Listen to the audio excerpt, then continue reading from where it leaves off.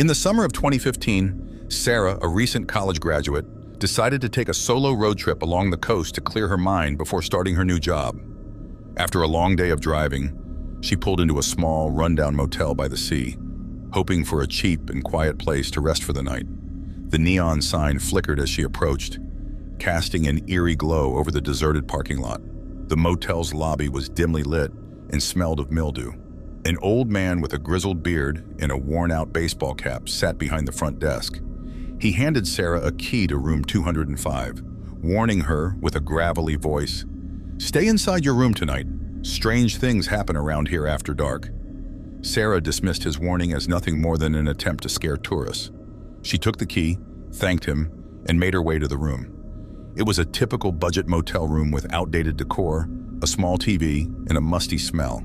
She unpacked her bag and settled in, planning to get a good night's sleep before continuing her journey in the morning. As she lay in bed, Sarah couldn't shake the uneasy feeling that had settled over her.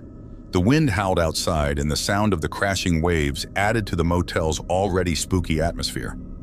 She tried to ignore it, focusing instead on a book she had brought along. Around midnight, she heard a faint tapping sound coming from the window. At first, she thought it was just a tree branch being blown by the wind, but the tapping grew more insistent. Nervously, she walked over to the window and peeked through the curtains. To her horror, she saw the silhouette of a figure standing just outside, illuminated by the dim light from the parking lot. Panicking, Sarah quickly locked the window and closed the curtains tightly. She returned to bed, trying to convince herself that it was just her imagination playing tricks on her. However, the tapping continued, now accompanied by a low, whispering voice that seemed to come from all around the room. Desperate for answers, Sarah grabbed her phone and searched for information about the motel. She found a forum where several people had shared their experiences of strange occurrences at the same motel. One story in particular caught her attention. A young woman had gone missing from room 205 years ago, and her body was never found. It was said that her spirit still haunted the room, seeking justice. Suddenly, the lights flickered and went out, plunging the room into darkness. Sarah's heart raced as she fumbled for her phone's flashlight. The tapping and whispering grew louder, filling the room with an oppressive sense of dread. She felt a cold breeze brush past her, as if someone, or something, was moving around the room. Gathering her courage, Sarah decided to confront whatever was haunting her. She called out, "Who are you? What do you want?" The whispering stopped abruptly, and for a moment, there was silence.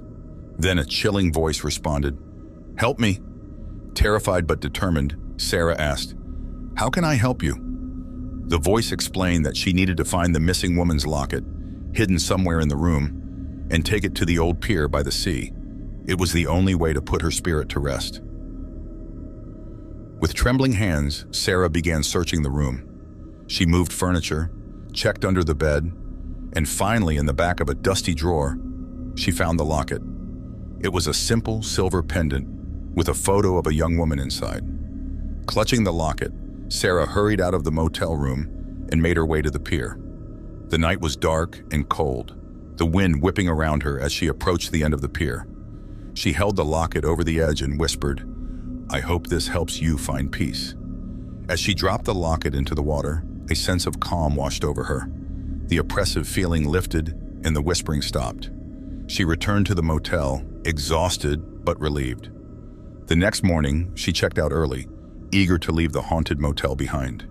Years later, Sarah would still shiver at the memory of that night.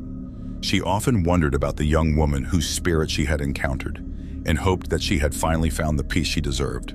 The haunting at the old seaside motel remained one of the most chilling experiences of her life, a reminder that some places hold secrets that are better left undisturbed.